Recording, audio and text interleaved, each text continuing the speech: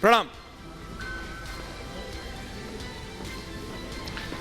जी ऐश्वर्य, मेरी आवाज मिल रही है आपको? बाबुलंद आचार्य। सबसे पहले तो मैं आपके चैनल के माध्यम से आपके चैनल को, आर भारत को, रिपब्लिक के तमाम ग्रुप को, पूरे देश की और मीडिया को उनका बड़ा आभार व्यक्त करना चाहता हूं कि आज भगवान के होने वाले अवतार श्री कल्कि नारायण निष्कलंक अवतार की आधारशिला, उसके शिलान्यास समारोह में माननीय प्रधानमंत्री जी आए और माननीय प्रधानमंत्री जी ने अपने कर कमलों से श्री कल्कि धाम की आधारशिला रखी, उसका पूजन किया।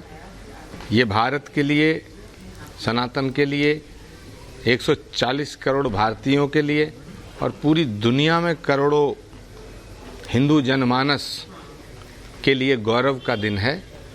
19 फरवरी 2024 सनातन के स्वर्णिम इतिहास का एक ऐसा पन्ना है जो युग युगांतर तक, जब तक ये सृष्टि रहेगी तब तक अमिट रहेगा, इसको मिटाया नहीं जा सकता है। तो आज के दिन की मैं सबको बधाई देना चाहता हूं। अब आपका सवाल जो है मुझसे कर सकते हैं। नहीं आचार्य, मैं जानता हूं जो आपने कहा वो महत्वपूर्ण है। हमने सुना आज प्रधानमंत्री ने जब उस स्टेज से खड़े होकर 8 या 9 बार आचार्य प्रमोद कृष्णम बोला और कहा कि जो आप कर रहे हैं और क्या है। लेकिन आचार्य, आप एक राजनेता भी हैं, आप एक धर्मगुरु तो हैं ही, लेकिन एक राजनेता भी हैं। आपके पिछले कितने समय से कह रहे हैं आचार्य कि कांग्रेस को ऐसे लोगों ने जकड़ लिया है और आज समय है आचार्य कि आप नाम लें, क्योंकि हम ले रहे हैं। आरवीजे ये जो चला दीजिएगा आचार्य, ये लेफ्टिस्ट सोच जो कांग्रेस को जकड़ रही है, ये कांग्रेस के लिए भी फायदेमंद नहीं है। और आज समय आ गया है कि आप खुल के आचार्य बात करें। देखिए ऐश्वर्य, पहली बात तो ये है जी कि मैं कल तक कांग्रेस के साथ था, हाँ। आज मैं देश के साथ हूं। ये बात और बहुत मैं बढ़िया। प्रधानमंत्री नरेंद्र मोदी जी का शुक्रिया अदा करता हूं, आभार व्यक्त करता हूं। और जिन्होंने श्री कल्कि धाम का आज शिलान्यास किया है, आज इतना शुभ दिन है कि ऐसे शुभ दिन पर, इतने सुंदर अवसर पर, इतने पावन अवसर पर, इतने पायस अवसर पर इस तरह की छोटी राजनीति की बातें करना, मुझे नहीं लगता कि उस पर टिप्पणी करना मेरे लिए शोभा देता है। जिन नेताओं के आप नाम ले रहे हैं, इनमें से कोई नेता ऐसा नहीं है जो गांव की प्रधानी का चुनाव भी जीत सके। ये सब कांग्रेस पार्टी का, जिस पार्टी के साथ में 32-33 साल मैंने गुजारा, ये उस पार्टी का दुर्भाग्य है। कमी इन नेताओं की नहीं है, कमी इन नेताओं को सेलेक्ट करने वाले नेताओं की है।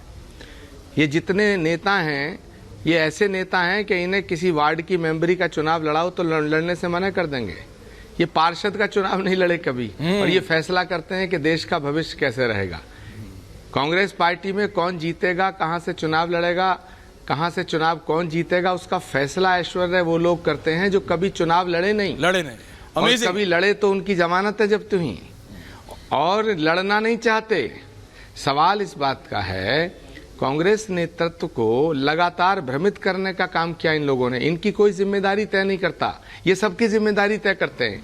पार्टी की बर्बादी का जो कारण है वो ये लोग हैं, लेकिन ये सबकी समीक्षा करते हैं, इनकी समीक्षा कोई नहीं करता। लेकिन आचार्य, मुझे लगता है कि ये कांग्रेस पार्टी के नेतृत्व की, ये नेतृत्व की, मेरी बात सुन लो ना, बात बहुत गहरी कर रहे हैं आप। हाँ। अगर मुझे बीच में टोकोगे तो मैं कैसे? कोई नहीं टोक रहा, मैं यही बात कर रहा था, नेतृत्व की बात। भारत के लोकतंत्र का है, और भारत के लोकतंत्र के अंदर, भारत का लोकतंत्र तब मजबूत रहेगा जब एक ताकतवर विपक्ष होना चाहिए।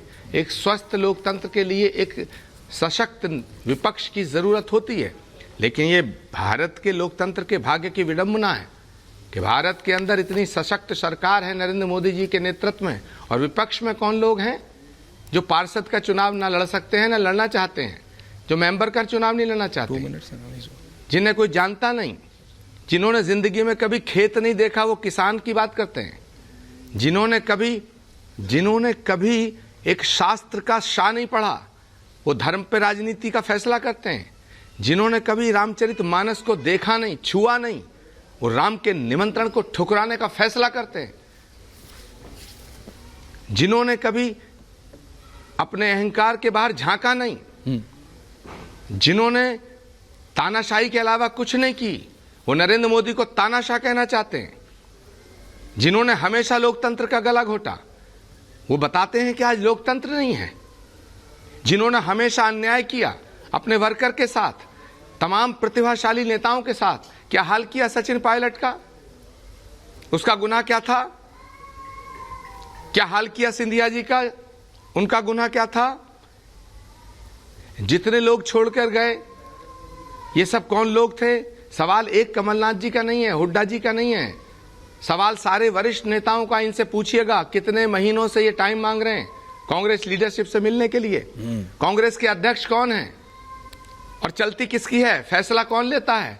कई बार मेरा कांग्रेस अध्यक्ष जी से जब मेरी चर्चा हुई तो उन्होंने खुद कहा मेरे हाथ में कुछ नहीं है, फैसला कहीं और से होता है। ये कौन करते हैं फैसला? ये फैसला करने वाले कौन है? तो प्रश्न ये पैदा होता है कि जहां इस तरह की चीजें होती हैं, वहां से जो लोग दूसरों का सम्मान करना जानते हैं, वो अपना सम्मान कोई ना करे तब कोई बुरी बात नहीं, लेकिन उनका अपमान जब होता है तो वो रास्ता बदल लेते हैं, खामोश होकर के चुपचाप रास्ता बदल लेते हैं। लेकिन मैं आज कांग्रेस में नहीं हूं, लेकिन मैंने अपने आखिरी सांस तक कांग्रेस में रहने का संकल्प लिया था। छात्र जीवन से मैं राजीव गांधी जी से जुड़ा था। कई बार ऐसे मोड़ आए जब मेरे हिसाब से फैसले गलत थे। राम मंदिर का निमंत्रण जब ठुकराया गया तो मैंने सबसे कहा कि राम मंदिर का निमंत्रण मत ठुकराओ, अयोध्या को भाजपा का मत मानो, राम किसी एक पार्टी के नहीं हो सकते हैं। लेकिन मेरी बात को नहीं माना गया और फैसला हुआ कि राम के मंदिर का निमंत्रण ठुकरा दिया गया। उसका परिणाम आप देख रहे हैं। तो सवाल इस बात का है, आप हमारा अपमान करो, खूब करो, लेकिन एक सीमा तक करो। लेकिन बात ये है सोचा था कि हम कांग्रेस पार्टी से मेरे को पता आपको जाना है। मेरा आखिरी सवाल हम कांग्रेस से अलग नहीं हुए। नहीं, आप कांग्रेस से, मैंने तो अभी भी ये मानता हूं आपको कि आप कांग्रेसी नेता हैं, लेकिन कांग्रेस पार्टी ने, क्योंकि आपने मुझे एक बार ये बोला था Congress is not a party, Congress is a thought. देश के प्रधानमंत्री से मिलना, सुनिए ना, अब ऐश्वर्या आपने मुझे छेड़ दिया, मेरी बात पूरी होने दो। बोलिए ना। क्या देश के प्रधानमंत्री से मिलना गुनाह है? क्या देश के प्रधानमंत्री को आमंत्रित करना गुनाह है? क्या राम के मंदिर में जाना गुनाह है? क्या राम का नाम लेना गुनाह है? क्या सनातन की बात करना गुनाह है? क्या भारत की संस्कृति और सभ्यता का नाम लेना गुनाह है? जरा बताओ, पूछो इनसे, पूछना क्या आचार्य प्रमोद का ऐसा कौन सा बयान है जो कांग्रेस पार्टी के विरोध में? आपने मेरे निष्कासन पर लिखा, मुझे अभी तक चिट्ठी प्राप्त नहीं हुई, मुझे मीडिया से पता चला कि मुझे 6 साल के लिए निष्कासित कर दिया गया। मैं आज आपके चैनल के माध्यम से आभार व्यक्त करना चाहता हूं उन नेताओं का और कांग्रेस नेतृत्व का जिन्होंने मुझे मुक्त कर दिया, मेरे ऊपर बड़ा उपकार किया। आपने जिस व्यक्ति की बेइज्जती की, देश के प्रधानमंत्री ने उसका सम्मान बढ़ाया। इसलिए मैं आज भारत के प्रधानमंत्री का आभार व्यक्त करता हूं। आपने कभी कल्की धाम आकर नहीं झांका। मुझसे पूछा गया कि आपने कल्की धाम के शिलान्यास का निमंत्रण दिया है? तो मैंने कहा बिल्कुल दिया है, सबको दिया है।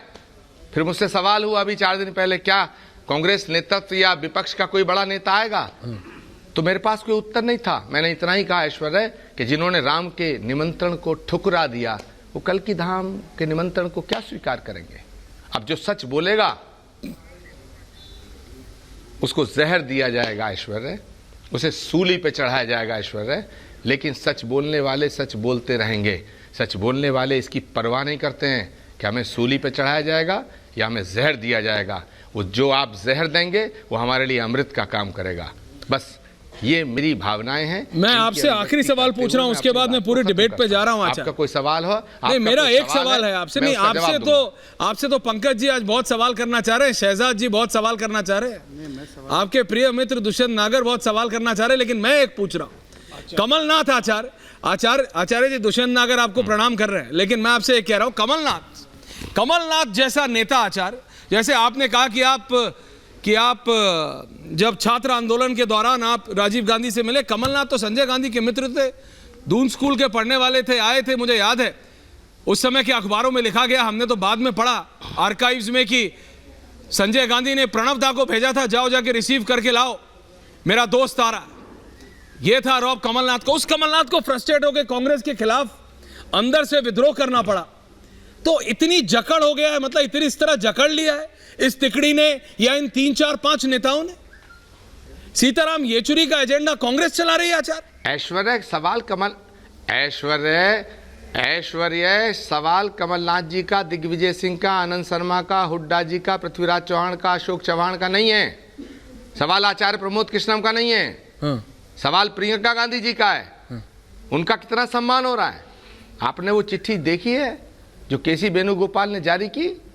केसी वेणुगोपाल जनरल सेक्रेटरी ऑर्गेनाइजेशन है। इस देश में जानता कौन है? कितने आदमी जानते हैं उनको? सही कह रहे हैं। प्रियंका गांधी इस देश की सबसे बड़ी लोकप्रिय नेता है। मैं आज भी कह रहा हूं, श्री कल्की धाम के शिलान्यास समारोह में भारत के यशस्वी प्रधानमंत्री होकर गए अभी 2 घंटे पहले। लेकिन मैं अभी कह रहा हूं, प्रियंका गांधी इस देश की बड़ी लोकप्रिय नेता है। लेकिन जब उनकी चिट्ठी जारी हुई तो उनके आगे क्या लिखा गया? General secretary without any portfolio, कि तुम जनरल सेक्रेटरी हो, तुम्हारे लिए काम कोई नहीं है। तो इसका मतलब क्या है ऐश्वर्य? सवाल ये है कि ये सब चिंतन के विषय हैं, लेकिन चिंतन करे कौन, मंथन करे कौन है? कौन करे? तो इसका जिम्मेदार कौन है? इसकी जिम्मेदारी किसकी है? किन किन की समीक्षा होनी चाहिए? जो लोग दूसरों की समीक्षा कर रहे हैं, क्या इनकी कोई समीक्षा करेगा? ये बड़े सवाल हैं जो कांग्रेस नेतृत्व को अपने आप से पूछने पड़ेंगे। कांग्रेस में फैसले कौन लेता है? कांग्रेस में चलती किसकी है? कांग्रेस की लीडरशिप किसकी है? क्या कांग्रेस के नेता खड़गे जी हैं? क्या कांग्रेस के नेता राहुल गांधी हैं? क्या कांग्रेस की नेता सोनिया गांधी हैं? क्या कांग्रेस के नेता प्रियंका गांधी है? और जिनसे बात करो वो कहते हैं हम फैसले नहीं लेते। पूछो ना दिग्विजय सिंह जी को फोन लगा के, कमलनाथ जी को फोन लगा के पूछो ना। पूछा ना, कहो आचार्य प्रमोद कृष्ण में सवाल किया है, कमलनाथ जी से पूछिएगा। आचार्य जी भूपेंद्र हुड्डा जी से पूछिएगा। पूछिए। अरे ऐश्वर्य पूछिए, मेरे सामने पूछिए, मैं ऑनलाइन हूं। जोड़िए कमलनाथ जी को, पूछिए उनके दिल का हाल क्या है। जोड़िए दिग्विजय सिंह जी को, पूछो उनके दिल का हाल क्या है। पूछिए शशि थरूर से, तो उनके दिल का हाल क्या है। पूछिए हुड्डा जी से, उनके दिल का हाल क्या है। अशोक चौहान छोड़ के चले गए, आरपीएन सिंह छोड़ के चले गए, जितिन प्रसाद छोड़ के चले गए, मिलिंद देवड़ा छोड़ के चले गए, अशोक तंवर छोड़ के चले गए, सुष्मिता देव छोड़ के चली गई। ये सिलसिला बहुत बड़ा है। सारे बीजेपी के थे, सारे संघी थे ये। अगर जो सच बोलता है, जो राम की बात करता, कहते हैं तो भाजपा के हैं। हैं जो सच बोलेगा कहते हैं ये तो पार्टी छोड़ के जाना चाहते हैं। अरे पार्टी को ऐसे लोगों ने घेर लिया है, निगल रहे हैं, लूट रहे हैं, पार्टी को बर्बाद कर रहे हैं। इसलिए अगर यही सिलसिला चलता रहा तो वो दिन दूर नहीं है जब कोई नाम लेवा नहीं बचेगा। धन्यवाद। नाम